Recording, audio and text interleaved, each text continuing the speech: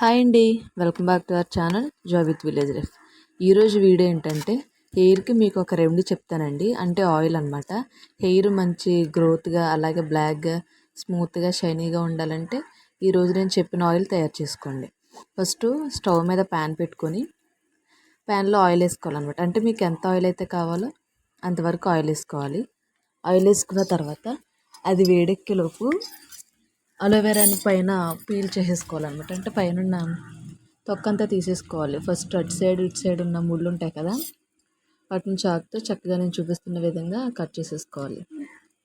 ఆ తర్వాత చాకుతో స్పూన్తో తీయడం కంటే పేలర్ ఉంటుంది కదా, ఆ పేలర్తో పైన తొక్క నీట్గా తీసేసుకోవాలన్నమాట. నేను చూపిస్తాను చూడండి. మొత్తం అటు ఇటు తీసేసుకున్న తర్వాత పేలర్ తీసుకొచ్చి పేలర్తో తీసుకోవాలి. అది కొంచెం చూసారా ఎంత నీట్గా వస్తుంది. లోపల ఉన్న జెల్ కూడా వేస్ట్ అవ్వదు అనమాట. ఓన్లీ ఆ పీల్ మాత్రమే వస్తుంది. ప్రెజర్ ఎక్కువ పెట్టకుండా దాంతో చక్కగా పీల్ చేసేసుకోవాలి. మొత్తం మనకు కావాల్సినంత కలవంద పీల్ చేసేసుకోవాలి. కలవంద వల్ల చాలా యూజెస్ ఉన్నాయి కదా, అందరికీ తెలిసిందే. చక్కగా స్మూత్ అవుతుంది అనమాట హెయిర్ అనేది.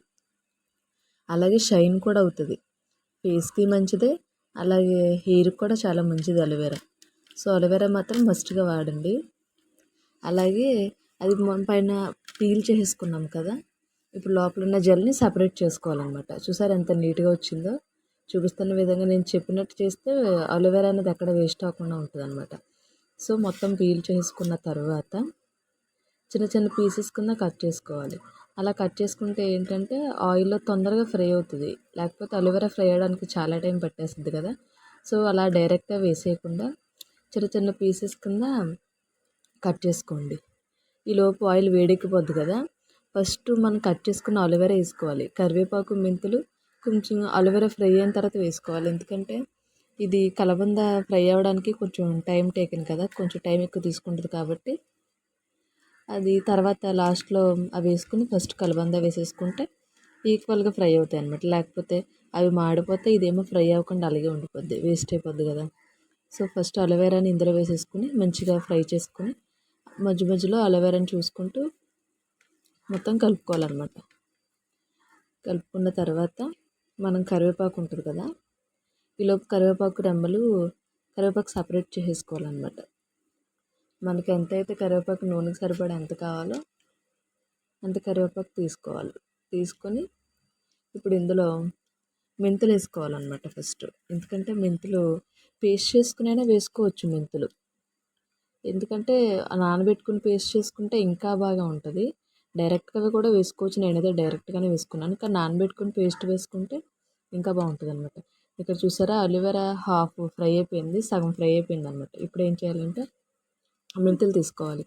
ఒక హాఫ్ కప్పు 3/4 కప్పు మెంతులు తీసుకోవాలి. మెంతులు తీసుకుని అవి కూడా ఆయిల్లో వేసుకుని మంచిగా ఫ్రై చేసుకోవాలన్నమాట. చూసారా ఎలా ఫ్రై అవుతున్నాయో. అలోవెరా ఫ్రై అయిపోయింది. సో అలోవెరా ఫ్రై అయిందని ఎలా తెలుస్తుంది అంటే ఇందాక బబుల్స్ వచ్చాయి కదా ఫస్ట్లో స్టార్టింగ్లో, ఆ బబుల్స్ అన్నీ కొద్దిగా తగ్గిపోతాయి అనమాట అలోవెరా ఫ్రై అయ్యకుంది. అప్పుడు అది ఫ్రై అయిందని మనం అనుకోవాలి. మెంతులు కూడా సగం ఫ్రై అయిన తర్వాత కరివేపాకు వేసుకోవాలి. కరివేపాకు లాస్ట్లో ఎందుకు వేసామంటే ఇది వెంటనే మాడిపోద్ది కదా, సో అందుకని కరివేపాకు లాస్ట్లో వేసుకోవాలి. ఈ మూడు ఈవెన్గా ఫ్రై చేసుకోవాలంట. మధ్య మధ్యలో తిప్పుకుంటూ ఈవెన్గా మొత్తం ఫ్రై చేసుకోవాలి. చాలా బాగా ఉపయోగపడుతుందండి మీకు. హెయిర్ అనేది మంచిగా గ్రోత్ అవుతుంది, అలాగే స్మూత్ అండ్ షైన్ అవుతుంది, అలాగే మంచి గ్రోయింగ్ కూడా ఉంటుంది అనమాట. సో నేను చూపిస్తున్న విధంగా మంచిగా మొత్తం అన్నీ కలపెట్టుకుని మంచిగా ఆయిల్లో ఫ్రై చేసుకొని నూనె కాచుకోవాలన్నమాట. హైలో పెట్టేయకూడదు, అలానే సిమ్లో పెట్టేయకూడదు, మీడియంలో పెట్టుకోవాలన్నమాట.